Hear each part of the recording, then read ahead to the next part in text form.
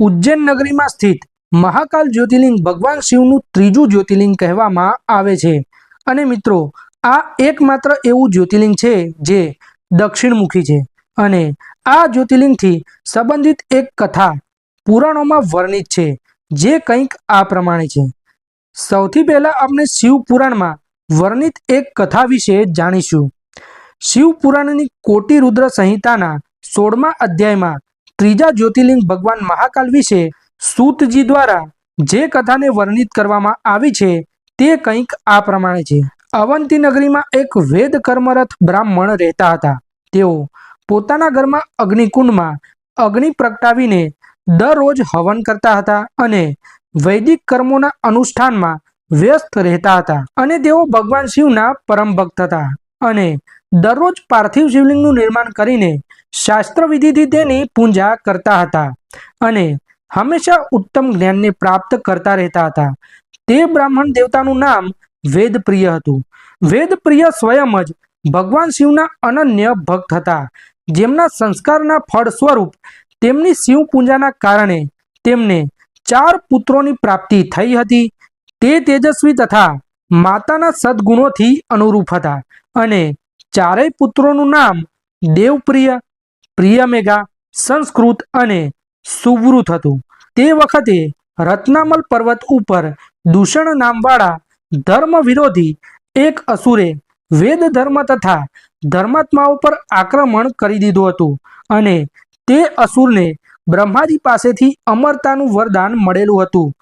બધી જ જગ્યાઓએ હાહાકાર મચાવ્યા પછી તે રાક્ષસ ભારે સેના લઈને અવંતી એટલે કે ઉજ્જૈનના તે પવિત્ર અને કર્મનિષ્ઠ બ્રાહ્મણોની ઉપર આક્રમણ કરવા માટે આવી પહોંચે છે।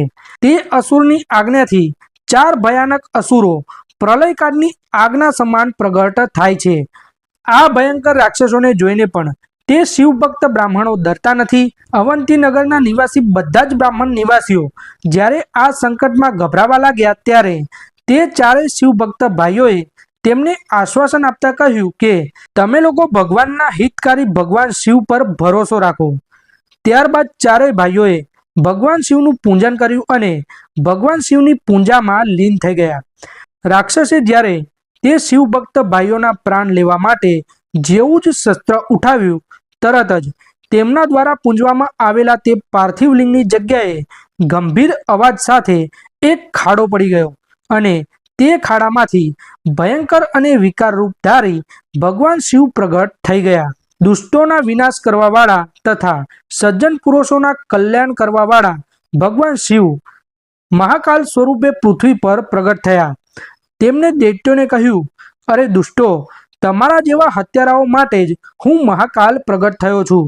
અને ત્યારબાદ ભગવાન મહાકાલે તે દૈત્યોને ભસ્મ કરી નાખ્યા અને દૂષણની સેનાને પણ ત્યાં જ મારી નાખી અને અમુક તો તેમનું વિકરાળ સ્વરૂપ જોઈને જ ભાગી ગયા। અને આ પ્રમાણે ભગવાન શિવે દૂષણ નામના રાક્ષસનો વધ કરી નાખ્યો। ત્યારબાદ શિવભક્ત બ્રાહ્મણો પર ભગવાન શિવે અતિ પ્રસન્ન થઈને કહ્યું કે હું મહાકાલ મહેશ્વર તમારા લોકો ઉપર પ્રસન્ન છું, તમે લોકો વરદાન માગો। ત્યારે તે બ્રાહ્મણોએ 2 હાથ જોડીને કહ્યું કે દુષ્ટોને દંડ આપવાવાળા મહાકાલ શંભુ, તમે અમને આ સંસાર સાગરથી મુક્ત કરી દો અને તમે અહીંયાના લોકોના રક્ષણ માટે અહીંયા ઉજ્જૈન નગરીમાં બિરાજમાન થાઓ અને તમારા દર્શનાર્થીઓનો હંમેશા ઉદ્ધાર કરતા રહો। અને આમ ભગવાન શિવે તે બ્રાહ્મણોને સદગતિ પ્રદાન કરી અને ભક્તોની રક્ષા માટે ઉજ્જૈનમાં સ્થિત થઈ ગયા। અને આવી રીતે ભગવાન શિવ ધરતીલોક ઉપર મહાકાલેશ્વરના નામથી પ્રસિદ્ધ થયા। તો મિત્રો, આ હતો ઉજ્જૈન નગરીમાં સ્થિત મહાકાલેશ્વર ભગવાનનો ઇતિહાસ। તમને વિડીયો પસંદ આવ્યો હોય તો અમારી ચેનલને સબસ્ક્રાઈબ જરૂરથી કરી દેજો। ધન્યવાદ।